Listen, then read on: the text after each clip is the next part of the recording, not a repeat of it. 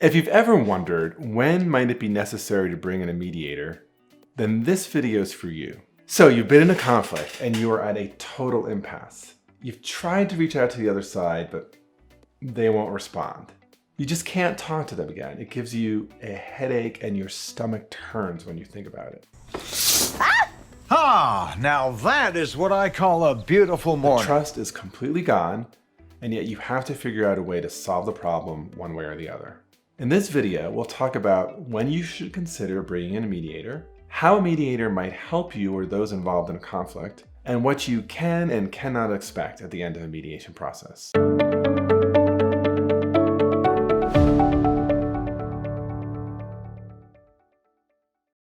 I'm Bob Bordone. I'm a senior fellow at Harvard Law School and the founder and former director of Harvard Law School's Negotiation and Mediation Clinical Program. In addition, I am the founder and a principal of the Cambridge Negotiation Institute, and I've spent the last 20 years teaching and training people how to mediate, negotiate, and resolve conflicts. So let's start with the question of when to bring in a mediator. My experience is that most people reach out to a mediator as a very last resort to either throwing in the towel on a conflict or escalating it to a lawsuit or to a complete breakdown and ending of a relationship. And they tend to see reaching out to a mediator as a sign of failure. One of my missions in life is to change this. There is absolutely no shame in reaching out to a mediator. When we are struggling to make a car repair, we reach out to a mechanic. When we feel back pain, we might go to a chiropractor. And we want to, let's say, remodel our kitchen, we hire a kitchen consultant. In these instances, pretty much no one I know feels that the decision to hire the mechanic, go to the chiropractor,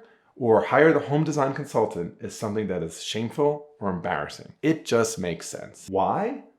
Well, most of us are not experts in car repairs, curing back pain, or redesigning a kitchen. So the same is true for conflict situations. Most of us really aren't experts at managing and resolving conflict. I mean, sure, we can muddle our way through lots of minor differences that come up day to day in the same way we muddle our way through, let's say, minor aches and pains in our back. But when the back pain is chronic, we just go to the chiropractor. In conflict, it's just inevitable that there are going to be times in our life and in our relationships when we're going to find ourselves in some more intense conflict situations.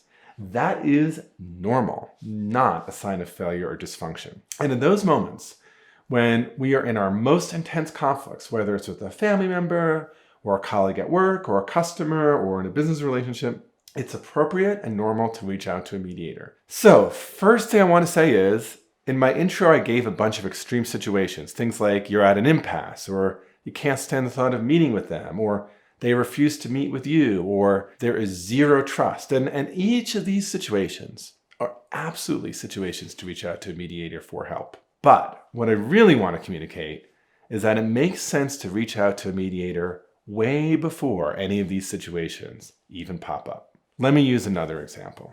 Imagine you've been getting occasional shortness of breath when doing even light exercise. Perhaps you even feel a tightening of your chest. When you stop the exercise and you rest, you feel fine. What would you do? I hope you'd say, maybe I should make a doctor's appointment and see if she thinks I should get an echocardiogram. Okay. What I hope you wouldn't do is say, let me just plug along and see if I get a heart attack, and if I do, I'll rush to a hospital and hope they can save me. Well, the same is true for conflict, even if your life isn't on the line. What I mean is that if you find yourself in a conflict situation where the path through is feeling a little fraught and complicated, where there are some relationships that are important on the line, and where the stakes kind of feel high, where you're worried that a serious misstep by you or the other party or parties might complicate or make things worse, that's the moment to reach out to a mediator. Sometimes a mediator kind of just serves as an initial consult to both sides, just to give you a bit of process advice and to help you see things through. Other times, a mediator might get more involved before things really turn south, so they can help the parties work through the issues in a way that not only solves the problem, but that can promote even greater understanding. In some circumstances, it's even better than that, right? A mediator could give the parties the tools that help them build and improve their relationship over time. So let me share with you a few examples. A few years ago, I received a call from someone who shared that his mother had passed a few months earlier.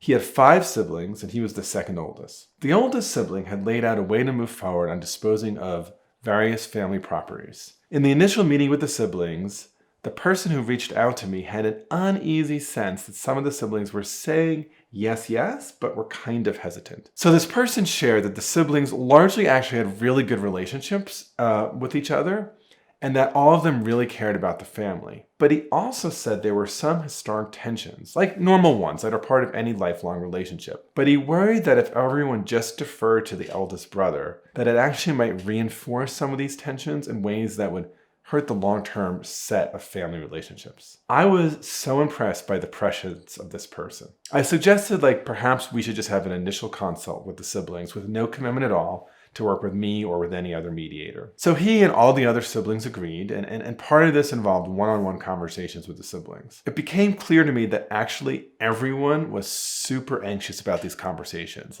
Everyone was afraid of causing trouble. They were worried about being steamrolled. They were deeply caring of their relationships with each other, and they just were lost on how to proceed. So in the end, actually, the family decided mediation would be really helpful. Again, not because they were in some kind of deep or awful conflict, but rather because they realized that their skills and their comfort with handling this were just not sufficiently developed for the gravity of the situation. And they realized it wasn't shameful to reach out for help. It was a sign of their strength as a family. It was a sign that they cared enough about making it right that they wanted professional assistance. Months later, they had worked through all the details and with great results. All the parties felt really good about the substantive outcome, but more importantly, they felt even better about the family relationships. They felt that they had acquired a set of conflict handling skills that they never had before. Now, for me as a mediator, this was the dream way to be called in as a mediator. Again, right, the medical example applies. A doctor would so much rather treat a patient in the early stages of a disease than when they're coming in with an acute emergency.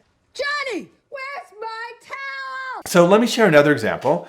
This one involves me, but not me as a mediator. Actually, me as a party to a mediation. So some years ago, I found myself in an ongoing conflict with a work colleague. We just repeatedly had serious misunderstandings about the kind of support her office would offer my team at Harvard Law School's negotiation workshop. Despite these conflicts, there was a unique opportunity for my team to engage in a joint project with staff on her team. But I just knew that even before we started, we would end up in a huge amount of conflict over the scope of work and costs and who was supposed to do what. So she said, well, why don't we sit down in advance to work it out? And I said, I know this will sound really strange, but given our past history, and I don't think we've had a good history, I don't have a strong degree of confidence that we can work it out. So what would you think about us sitting down with a mediator and talking through the issues together? Now, at first she was pretty suspect of this.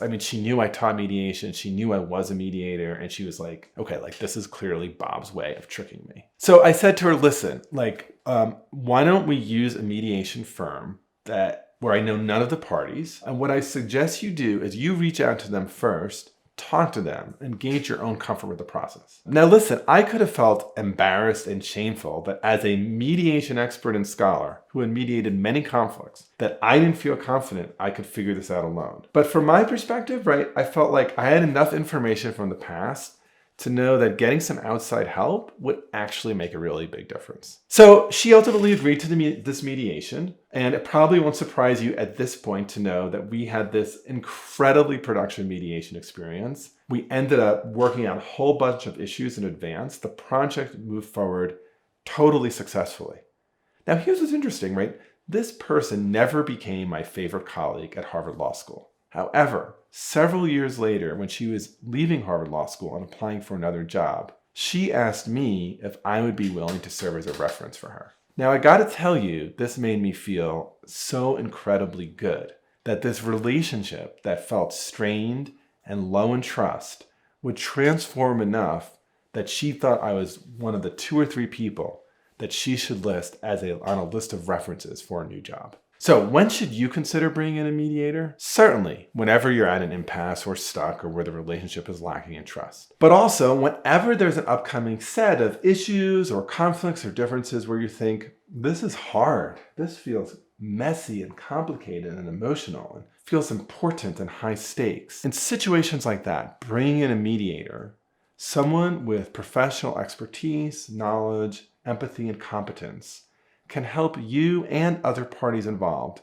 really work things out. Suggesting mediation is really a sign of your own confidence and your own wisdom. It's a sign that you want to make good use of your and your organization's time and resources. Mediations can be done in person or virtually. And if you find yourself thinking about mediation or interested in some coaching and advice on how to work through a conflict, please feel free to reach out to me at bobbordone.com or at the Cambridge Negotiation Institute. And of course, if you want to learn more about negotiation and mediation, keep on watching these videos.